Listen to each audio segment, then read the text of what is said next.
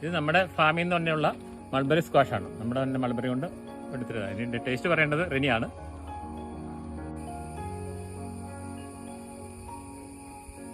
Squash സൂപ്പറാണ്.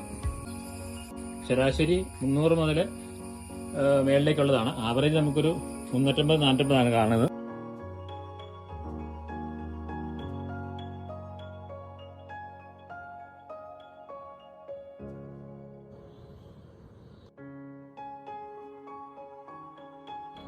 Johnny ചേട്ടന് എന്തൊക്കെ പുരസ്കാരങ്ങൾ ലഭിച്ചിട്ടുണ്ട്?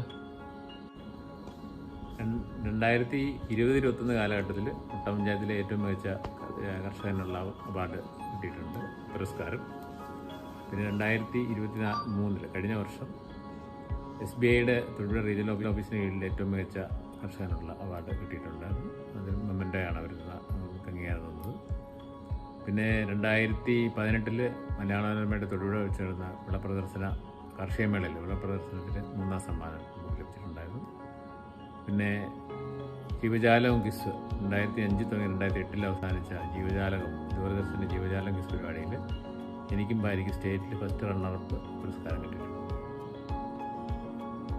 ഫാമിൻ്റെ നടത്തിപ്പുമായിട്ട്, അതായത് മോണിഹിൽ ഫാമിൻ്റെ നടത്തിപ്പുമായി ബന്ധപ്പെടുത്തി എൻ്റെ ഭാര്യ സിജി എന്നോടൊപ്പം നല്ല പിന്തുണ തന്നുകൊണ്ട് നിൽക്കുന്നുണ്ട്. പിന്നെ കൂടാതെ 2 ആൺമക്കളാണ് എനിക്കുള്ളത്. ഒരു മൂത്തവന് അഖിൽ, ഇളയവൻ ജോർജി. അഖിൽ എഞ്ചിനീയറും ജോർജി ചാർട്ടർ അക്കൗണ്ടൻ്റുമാണ്. 2 പേരും കല്യാണം കഴിഞ്ഞാണ്.